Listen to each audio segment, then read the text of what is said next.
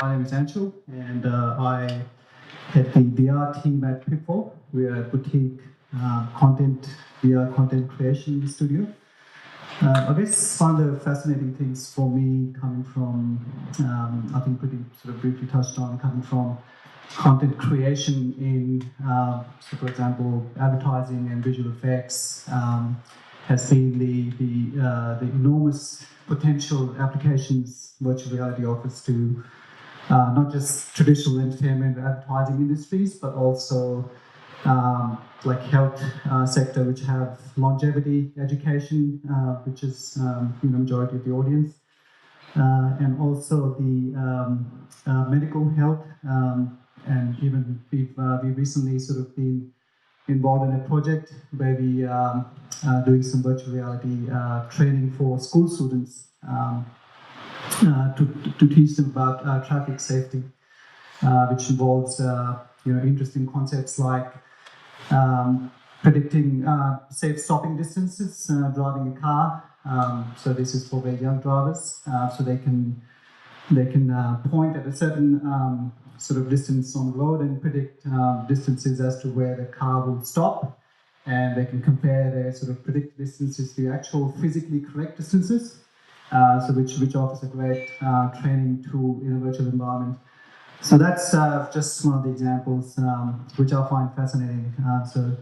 So I think that's in terms of the tipping point. I mean, in my opinion, I think that's where it really is the tipping point, in the sense that virtual reality goes.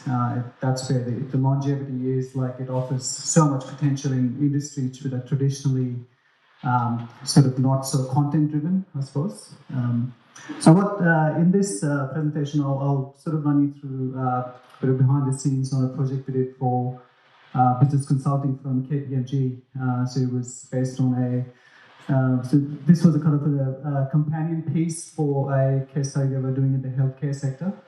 So which covers which is a predictive study on what might happen in terms of your day-to-day GP interactions in the future. So how that might transform using augmented and virtual reality. So I'll just run through the slides quickly.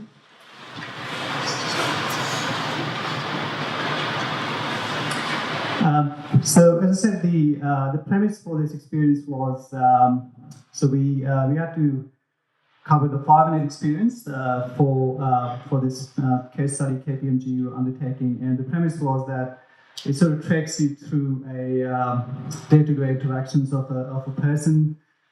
She's just sort of like a working person. She gets up in the morning, she's not feeling well, so then we sort of track her sort of journey in that 5 minutes as to what she does using augmented reality. That sort of prevents her from actually going to physically traveling to a GP. Instead, she uses augmented reality to sort of get her treatment plan, her medicines delivered by a drone, and all that sort of happens remotely, interacting with a GP in his or her clinic. So they both use augmented reality to interact, and this was actually kind of a mix of virtual reality and augmented reality. So you were seeing this experience in VR, but the actual interactions are happening in AR. So just a bit about Pick4, which already covered a little bit. So this is the other kind of interesting aspect to the VR production is I think Tracy, she probably has similar, from the past, she probably has similar sort of sentiment on this. Is the script, the storytelling is the key aspect to producing successful VR content. Is especially for people like me who've come from traditional storytelling mediums, where feature films and advertising, we put a lot of emphasis on sort of going beyond that 360 video, where there's a lot of that on YouTube, which isn't necessarily storytelling. So we take that traditional approach to producing VR. So we script everything, we storyboard everything, we visualize everything to make sure that it actually has a kind of a storytelling element to it. So this was the same approach we took with creating this experience, and this can, as I said, we apply the same principle to any sector. We work with education, healthcare, or like even sort of like entertainment. I suppose that's where it really originates from. So this is a bit of just about the location based. So we chose to go through this person's interactions. We chose a beach house in Kelko, which is a very was a really nice location. So we filmed that person sort of over the course of a day. So we filmed at different locations. We can obviously after this presentation, I'd love to show you the whole experience on a headset. So please feel free to come and see me. And this is just a bit about the sort of behind the scenes once again. So we used Nokia Ozo. A lot of the people who probably work in this industry probably know a lot about shooting good VR. We used at the time anyway. We was one of the better sort of VR cameras or state of the art cameras. So this once again emphasizes the sort of the storytelling process. So we took design elements which highlighted this person's. That's kind of showing you a health dashboard. So it was important for this person to have all of this data available, which can be accessed by a GP remotely in this experience, and we sort of took these design elements and we projected them in virtual reality to create a seamless experience. This is a snapshot for people who are not familiar with VR creation process of what the different steps are. So we typically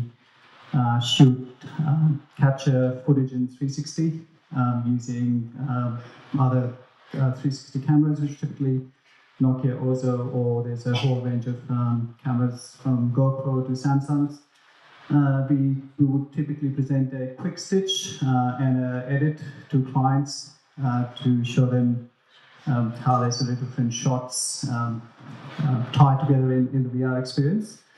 And we tend to get sort of approvals, and then the sound is obviously a big part of the immersiveness of the VR experience. We tend to do sort of ambisonic mixes as much as we can, and then we deliver using, it can either be a sort of seamless app using Unity or a 360 like a video format. So yeah, in a nutshell, that's a bit of a behind-the-scenes look at the VR production process. As I said, the applications are numerous, and that's one of the really fascinating things for us, that we can apply this technology to multiple sectors. So yeah, and that's my contact details. And as I said, I'd love to show you the whole experience on a headset. So please come and see me at the back. Thank you very much. Please give a round of applause.